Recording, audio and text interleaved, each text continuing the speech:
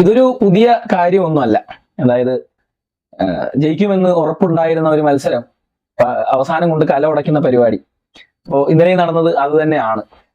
ശരിക്കും പറഞ്ഞാൽ സന്തോഷം ഉണ്ടോ എന്ന് ചോദിച്ചാൽ ചെറിയ സന്തോഷമൊക്കെ ഉണ്ട് കേട്ടോ. കാരണം മറ്റൊന്നുമല്ല, സീസൺ തുടങ്ങിയ സമയത്തുള്ള ഒരു ബ്ലാസ്റ്റേഴ്സിന്റെ ടീം അല്ല ഇപ്പോൾ ഉള്ളത് എന്നുള്ളതാണ് ഏറ്റവും വലിയ സന്തോഷം.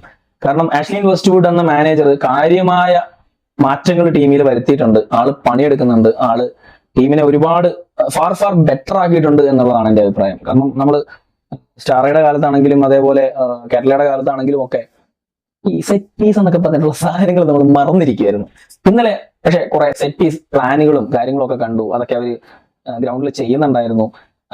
അതൊക്കെ കണ്ട ഭയങ്കര സന്തോഷം തോന്നി. പിന്നെ പ്രാക്ടീസ് സെക്ഷന്റെ സമയത്താണെങ്കിൽ പോലും പുതിയ പുതിയ കുറെ ആക്ടിവിറ്റീസ്, കുറെ കൂടി എന്താ പറയാ പ്രൊഫഷണൽ ആയിട്ട് നമുക്ക് ടീമിനെ കഴിഞ്ഞ ദിവസം കാണാൻ കഴിഞ്ഞു എന്നുള്ളതാണ് സന്തോഷം നൽകുന്ന കാര്യം. സോ നമുക്ക് ശരിയാണ്, നമ്മൾ ടൈ ആയി, സോ ഒരു പോയിന്റ് ആയി. പക്ഷെ നമുക്ക് റെലഗേഷൻ എന്ന ഭൂതം നമ്മളിൽ നിന്ന് കുറച്ച് അകന്ന് നിൽക്കുകയാണ്. അപ്പൊ ആ ഒരു സന്തോഷത്തിലൊക്കെയാണ് ഇപ്പോൾ ഉള്ളത്. സോ ഇനി അങ്ങോട്ട് എന്തായാലും നമുക്ക് 4 മത്സരങ്ങളാണുള്ളത്. സോ നമുക്ക് കാത്തിരിക്കാം എന്തായിരിക്കും ബ്ലാസ്റ്റേഴ്സിന്റെ മുമ്പോട്ടുള്ള പരിപാടി. ആഷ്ലിൻ വെസ്റ്റ്വുഡ് എന്ന മാനേജർ ഇതേപോലെ തന്നെയാണ് ടീമിനെ മുമ്പോട്ട് കൊണ്ടുപോകുന്നത് എങ്കിൽ നമുക്ക് ഒരു ബെറ്റർ പ്ലേസ് ലീഗിൽ അവസാനിക്കുമ്പോഴത്തേക്ക് ഉണ്ടാകും എന്ന് തന്നെയാണ് പ്രതീക്ഷിക്കുന്നത്.